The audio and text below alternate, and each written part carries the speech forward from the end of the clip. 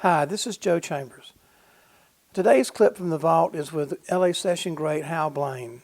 This is part two of a long interview that we did with Hal back in 2005 out in Palm Desert. Hal talks about an array of subjects. Hope you enjoy it. And if you do, be sure to hit like, subscribe, and the notification bell so you don't miss any of our new content. Hal Blaine. When I came to town in the late 50s, drummers refused to play rock and roll. I mean, there were some heavy-duty drummers, Shelly Manns and all those guys. The rock and roll was just garbage. And to me, it was just still, I mean, I just came off with a Count Basie band. So I can play a backbeat, and that's all it is. I grew up playing black music as a kid all my life. I worked with all the great black musicians. And Who's some that you worked with, and who did you listen to coming up? well, when I was a kid, I was listening to Gene Krupa, who I never met. Buddy Rich, who became a dear friend of mine, and I shouldn't say a dear friend, a good friend, where I had a beautiful yacht down at the Marina Del Rey, and Buddy lived in the towers, and I used to look up where he lived. I don't know if he could see me, but Buddy hired me to do his daughter Kathy's album. She did a vocal album. And the percussionist on our date was Milt Holland, very famous percussionist. And he grew up with Buddy. They were buddies for years and years. And he went to Buddy and he said, "How come you're not playing on your kid's album?" And Buddy said, "I wanted the best." Now, you can't get a better compliment in your lifetime than something from Buddy Rich saying that. It was awfully nice of him. That is strong. And you know, I was just interviewing Danny Serafin not long ago, and he's a huge fan of both of you, of Buddy Rich and you both, and that's strong to have. And then that's one of the things he said was that Rich had mentioned him as an up and coming drummer, you know, at one time. And Well, that's what, Milt said, Buddy doesn't pass out any kind of compliments to anybody, especially drummers. Hates drummers. But he said he loves you. So, obviously I got along fine with them. I don't know if I've ever heard the album. In fact, I've got to get those titles for my discography. I never, there was a time I just didn't have time to log everything. I used to dovetail from one studio to the next to the next to the next. And if it wasn't for Rick there, my God, Rick was always one set behind me, one set in front of me. Plus the guys loved him. He had keys to every studio. He had the alarm keys to the burglar alarm. this is your personal. Yeah, and that's how it started. What did we call your assistant? He became my personal valet when it started. And then within months, we got him his own PUC license, Public Utilities Commission. And what's his full name?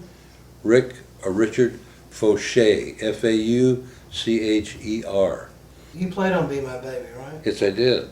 Yeah, great record. They're using it right now. They used it at Super Bowl. I went, what? I heard that record? That was the Super Bowl where What's-Her-Face lost her boob. Yeah. And that's the other part of the business. They're using so much of that stuff today. Comes right back to us. Thank God. I get checks in the mail. I'm knocking on wood. Almost every day there's a check or two that comes for some record that they used in a movie. Sometime I don't even know what they're talking about. All right, if you don't mind me asking, usually when a session player plays on a session, they get paid for that 3 hours, and thank you very much, and we'll see you never. That's right. How do you get royalties? Well, what happens, it's not a royalty, but there's a thing in the union called new use. Now, you've done it as a phonograph recording. Now, if they take it and put it in a commercial, that's a new use for that song.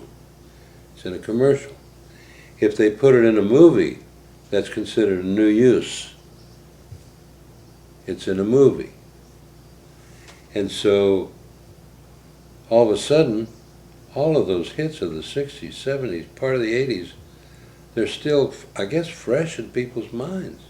You played on all the Mamas and the Papas, the big records? Every record they ever did. Yeah, it was me and Joe and Larry. Put Joe and Hal and Larry Knechtel together for the Mamas and Papas. They built a studio up in John's house. Hidden studio. You ever hear about that? Yeah. I think it was in your book, wasn't it? Might have been. Hidden studio in this magnificent mansion in Because Bel they Air. couldn't have it because the police. Against the law. Yeah. And as you walked up this beautiful wooden staircase paneling, there was a little secret door you pushed, and the whole thing opened up, and you'd go up into an attic. And that attic used to be all cedar because the home belonged to Jeanette MacDonald. During the 40s, 50s, she was a major, major movie star. She had all her gowns and stuff that was stored up there in the cedar. And when John Phillips bought the place, John and Michelle bought the place, they tore it all out. We used to go in there at 2, 3 o'clock in the morning and record. Lou Adler, unbelievable producer. Lou Adler started out, he was doing Jan and Dean and Now, did you play with them on their oh yeah, did all their stuff. You met everybody? Oh, Jan and Dean, this is Harry from Life. Hi, Harry from Life. Make it nice. He's going to do a layout on you guys. Clobber, you got the music. Have I got the music? A layout? Have I got the music? We are operating under a handicap. It won't be a typical weekend with the boys, if that's what you want. Have I got the music? Huh. Hey, where you going, Clobber? I forgot the music. He's a good drummer. I would say that I produced at least 85 to 90% of all the records I played on. The drum parts. I produced the drum parts. It's just the way it was. I mean, all that Carpenter stuff, I did the way I did. The way I wanted to do. You know, Richard was a fine pianist and Karen was wonderful. But when Joe and I started with the Carpenter, and they wanted me to produce it, I said, where have I got time to produce it? We just didn't have time to do that. Bones Howe used to go in and do me and Joe and Larry, Fifth Dimension. Now you listen to those records and you'll hear that big orchestra playing exactly what I played. And that's how the arrangers worked. All those great arrangers, composers would come in, take it from us, whatever we did. Most of it we did off the top of our head. You know, whatever we felt. We get to cooking in the studio, and then they'd put the big orchestra on later. Right. And that's the way all the guys, all over the country, all over the world, they all did the same thing. The Fifth Dimension, there was no one better than them. They were so good. They just moved and grooved. And one of my favorite stories about the Fifth Dimension is that I was in the studio with them making albums. They were so good. They were hit records. Well, all of a sudden they got their first television call. It was a Steve Allen show where they used guest artists.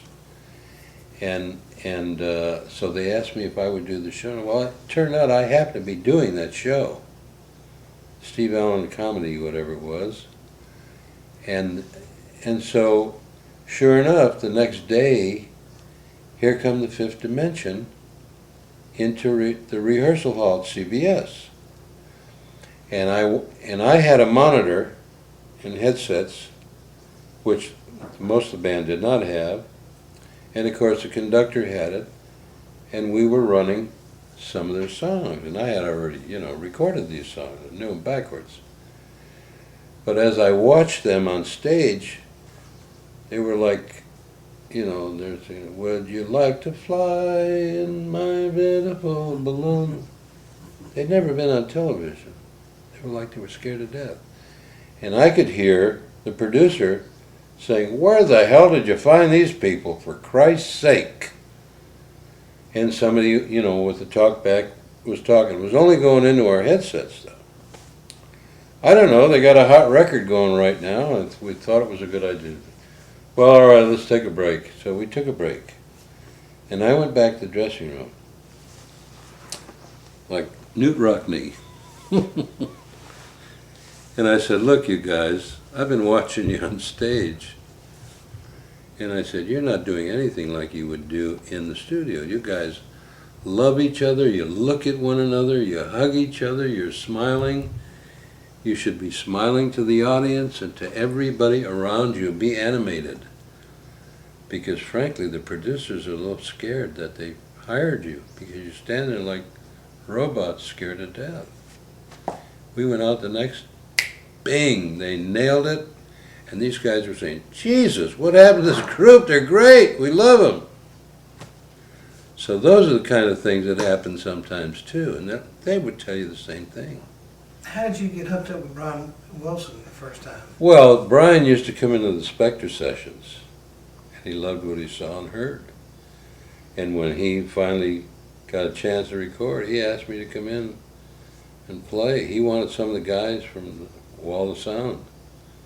And that's how that started. And my buddy Steve Douglas, who passed away, started contracting for him. When Steve died, I took over contracting. And I was doing all the contracts all those years. I know that you've done a gazillion records. You probably don't remember this, but do you remember when you guys started actually playing for them? But didn't they play on the first? They played on their first 2-3 records. I mean, we were like a family. It's very strange. We were a family. We knew everybody's kids and wives and so forth.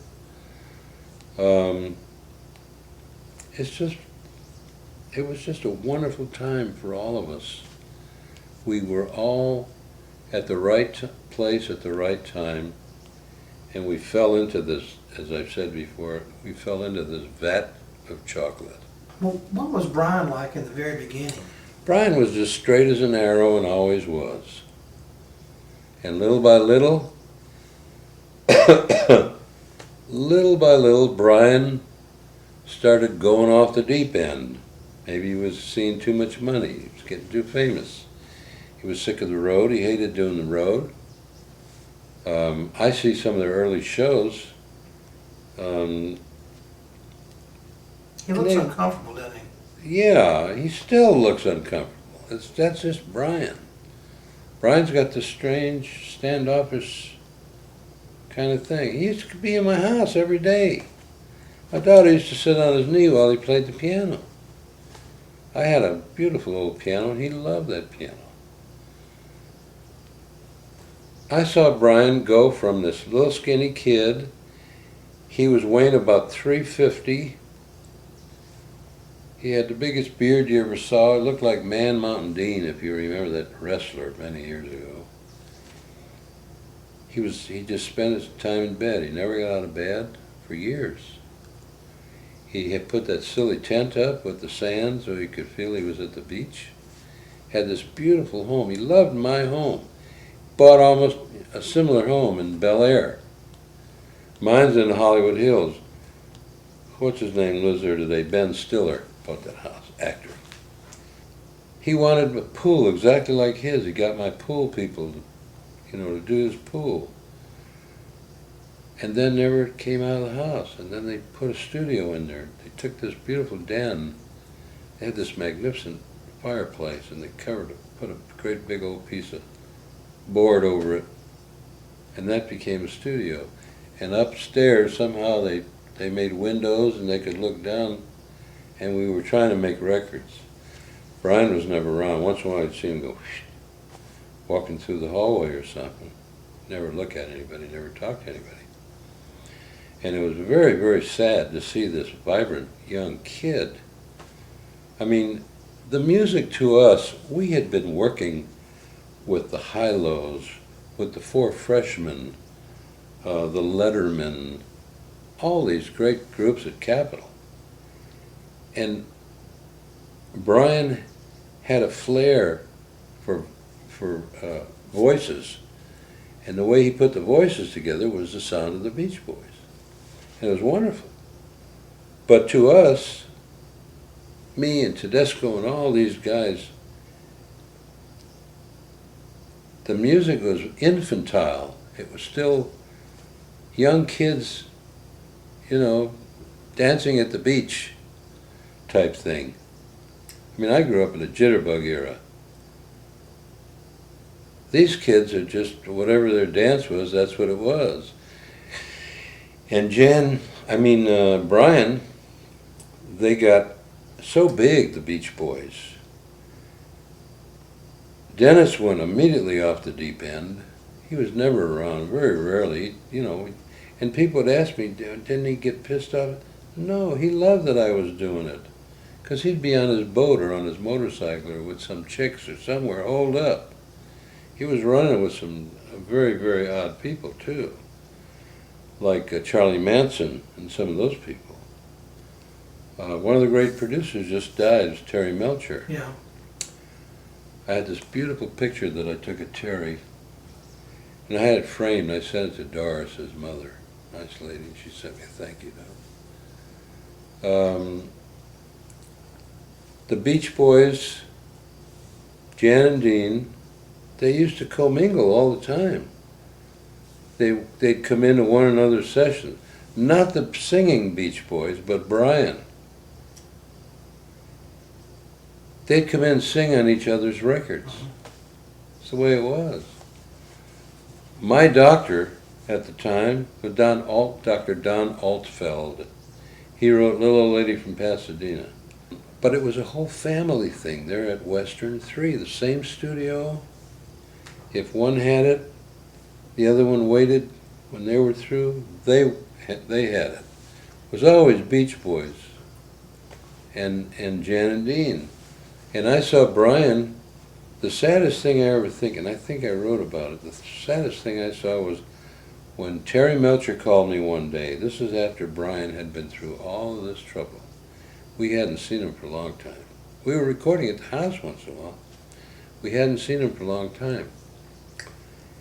Terry Melcher called me and he said, I want you to get the crew together. Brian wants to go in and record. I said, really? That's great. He said, we're going to do it at RCA. He gave me the time, the date. He said, but tell the guys, no laughing, no staring, nothing strange. You know, we don't want to set Brian off somehow. I said, all right. And I told all the guys, and they said, no problem. So we went into RCA that afternoon. I'll never forget.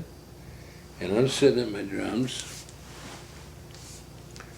Terry was in the booth, of course, and we got the little band out here, and we waited. It was like a 2 o'clock call, and somewhere around 3 o'clock, the door opened and Brian walked in.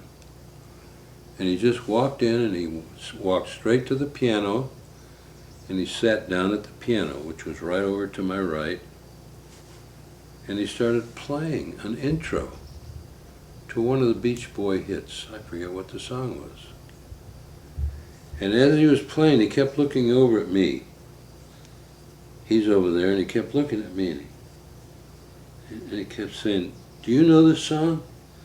I said, yeah, Brian, I love it. It's one of my favorites, you know. And he kept playing, whatever that intro was. Do you know that song? I said, yeah, I love that song, Brian. Do you know this song? I said, yeah, Brian, I love it. It's one of my favorites. He closed the piano, got up, and left. It was one of the saddest days of our lives. Just so poignant. It was very strange. Never saw him again for a long, long time after that. Next time I saw Brian, I was the guest speaker at a Beach Boys convention down in San Diego. And Brian showed up, and he was doing real good. Slimmed down. He was with this doctor that everybody hated. This doctor was really, I mean, at least the doctor pulled him out of it. It wasn't helping him a lot. I mean, it was helping him mentally, but the doctor was getting himself in owning publishing and all this crazy crap.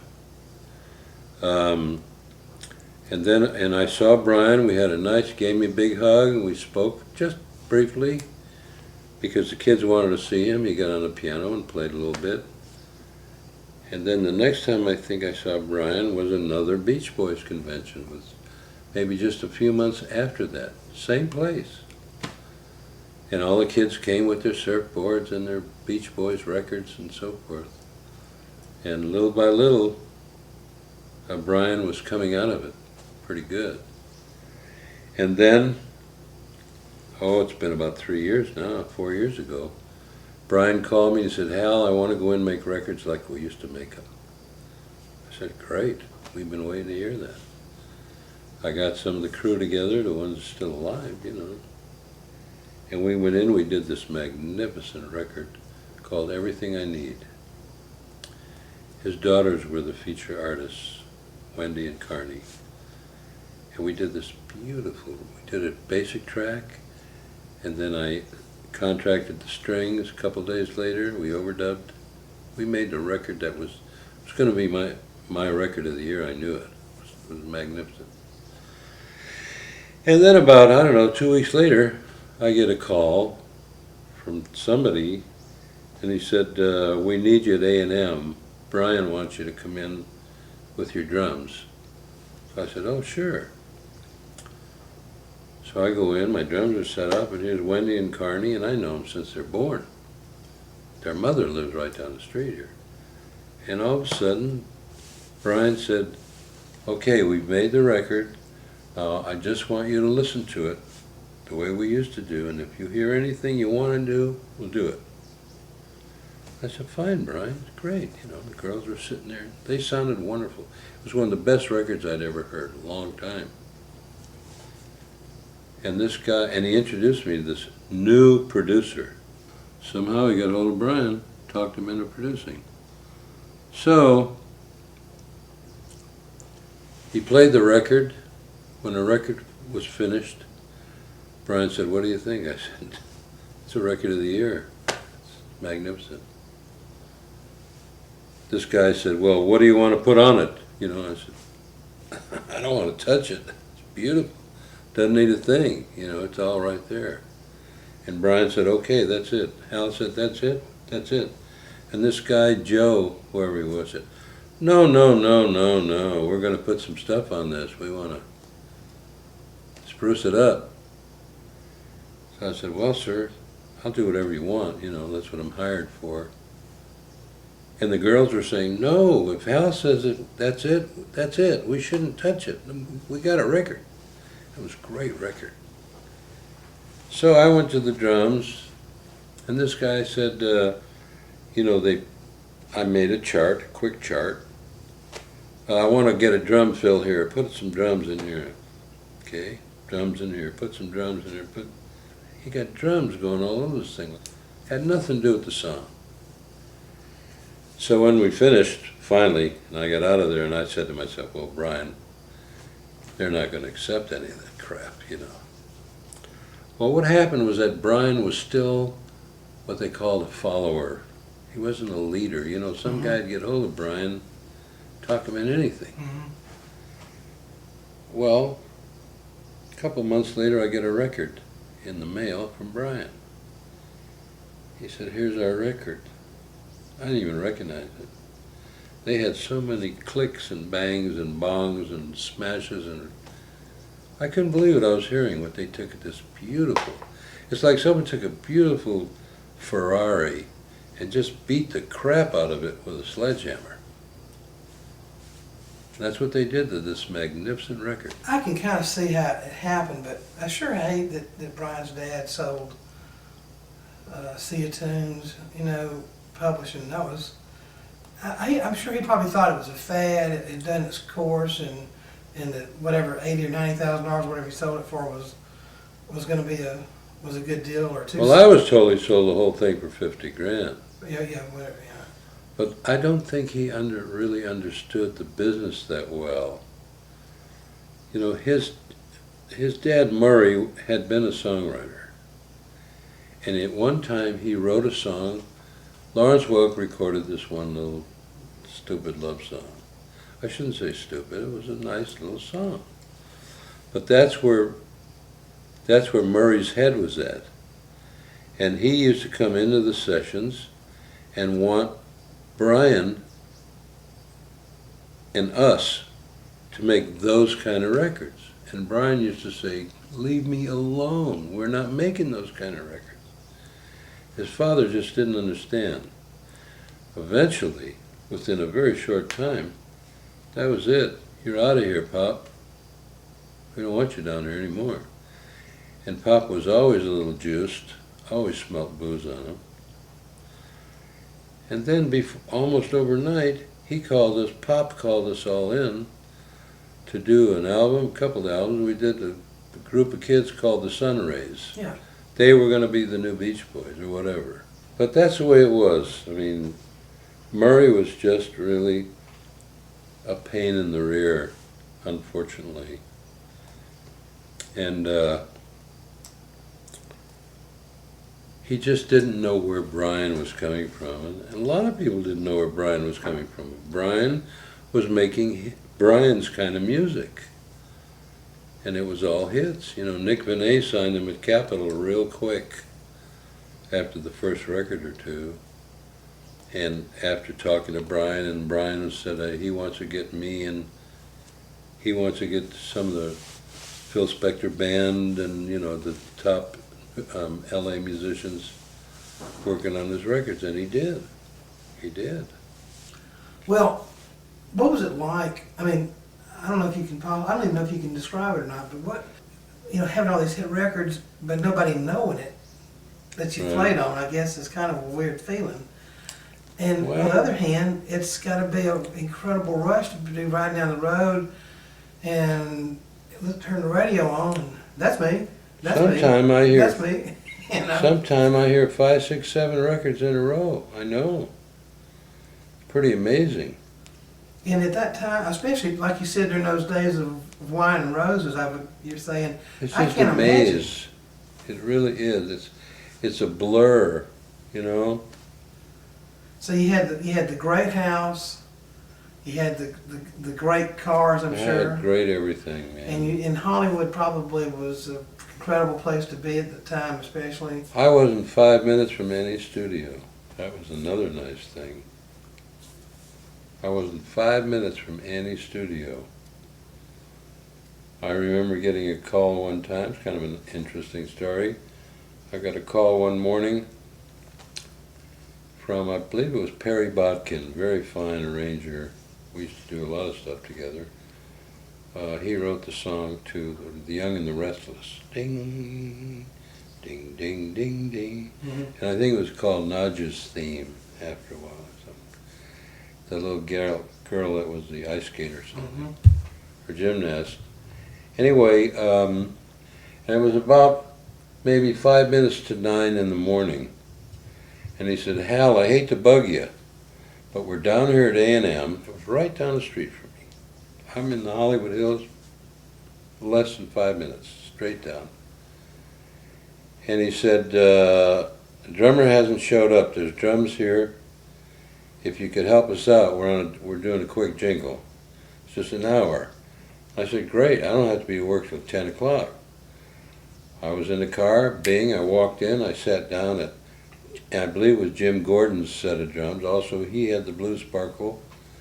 Everybody wanted Blue Sparkles, and they would try to tune the way I tune. That's a whole other story. And so I sat down by about 9:15, and about 9:35 we had done this commercial, something nobody had ever heard of at the time, and I think it was called Burger King. It was a big one. Went for a long time. One night I had just gotten home. It was almost midnight. I got a call from big contractor Ben Barrett.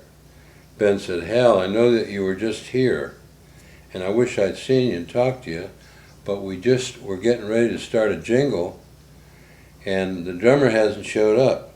Happened to be Earl Palmer. He just forgot. He went to a movie with his girlfriend at the time. And I said, "Sure, Ben, I'll be right back." You know, it wasn't 7, 8 minutes, I was back. Sat down, did this big Coca-Cola commercial. It was great. I mean, so things happen sometimes. Just from proximity. Just because I was the closest guy. If they'd have started calling drummers out in the valley, you know, it would have been 25, 30 minutes.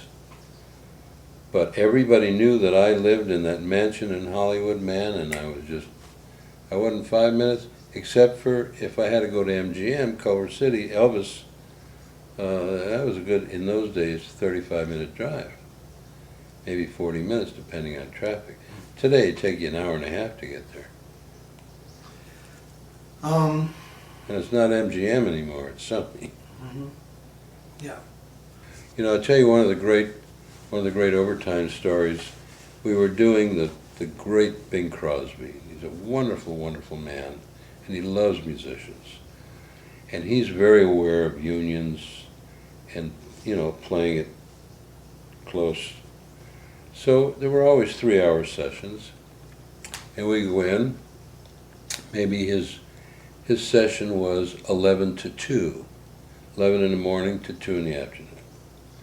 So we'd start at 11, very close to the downbeat at 11, and we'd rehearse, we'd record and maybe 4 or 5 songs, and by the time we finished, it was just approaching 2 o'clock, and the producer would say, well, Bing, I think we got it. Very nice, gentlemen, thank you very much. It's a big orchestra.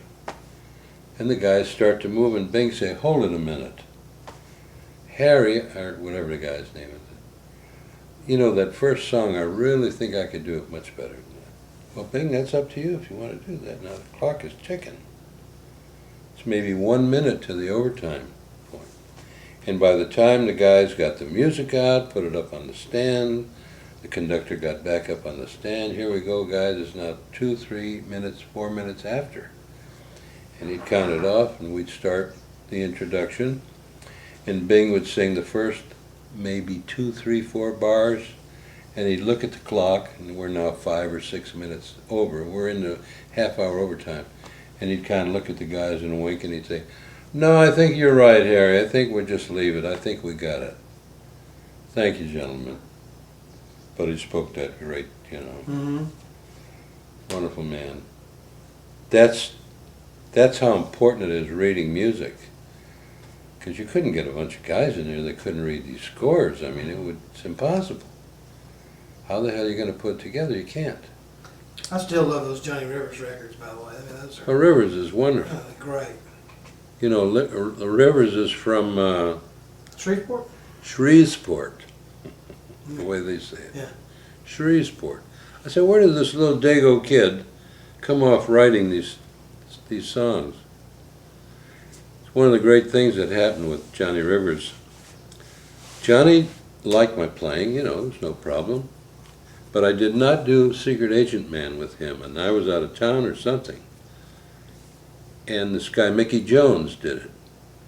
And Mickey's a fine drummer, but he didn't do a whole lot. But he became an actor. You see him in a million movies. Got a white beard down there.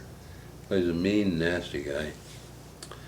Anyway, I had been listening to radio one day, and I didn't listen a lot to radio because I didn't want to be influenced. But I'm hearing this drummer on and it was a British record.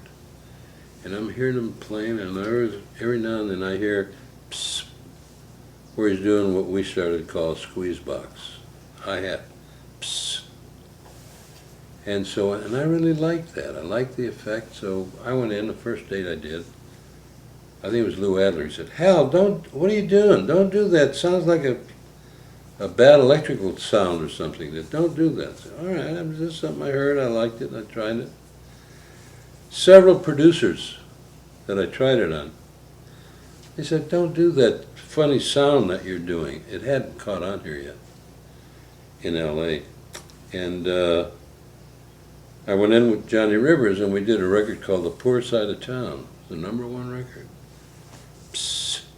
Johnny loved it. He said, what is that? I love that. Leave that. When that record was a major hit, every producer in town that called me said, bring along that thing that makes that noise, you know, that psst, psst thing. Everybody wanted it. So those things happen too. But all it does is it makes you all more family, you know, in the studio. It was great. You know, my career, I mean, I was the luckiest guy in the world professionally. On the home scene, it was divorce after divorce. And it's a strange thing. I don't know if anyone ever really delved into this, and this is not a joke, it's not a setup. A woman sees you performing or knows about you, falls in love with you, you start dating. All of a sudden, she's the perfect woman for you. And she's just perfect. And you wind up getting married. Now, in my case, my first wife had passed away, my first lengthy marriage, and where my daughter came along. And I needed a mommy for my daughter. The little girl was 4.5, 5 years old. And all these women were saying, you know, and I lived in this mansion, you wouldn't believe. And all these women were saying, Hal, you know, that little girl needs a mommy, you know. I'd say, well, I know. And well, you know, they all wanted to live in there. They wanted to drive that Rolls.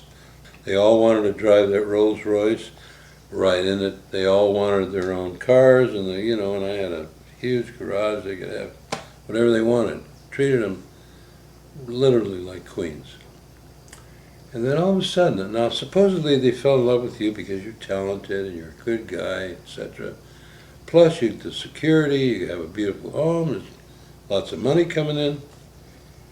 And all of a sudden, after just a few years, they decide, why do you have to go to work every day?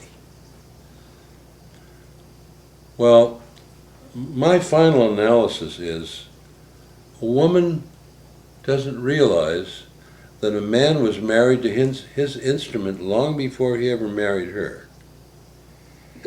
This was his wife. This was his family. This was his love. The love of his life was his instrument. He studied for many years for that, to learn that instrument, to become who he became, or who he hopes to become. The woman loves that. And then after a while, it's like, why do you have to go to work? Honey, do you like living in this mansion? You know, do you like driving your own car? Do you like the credit cards? And pretty soon it's, you handed divorce papers, they take it all away from you. And not one of them, these few women, they'll all tell you the same thing today. I wish that was the dumbest thing I ever did was divorce that man. Because in a very short time is fleeting, doesn't take long, and they get old. And instead of growing old together, they seem to grow old alone, and they're never really happy. I still have my music.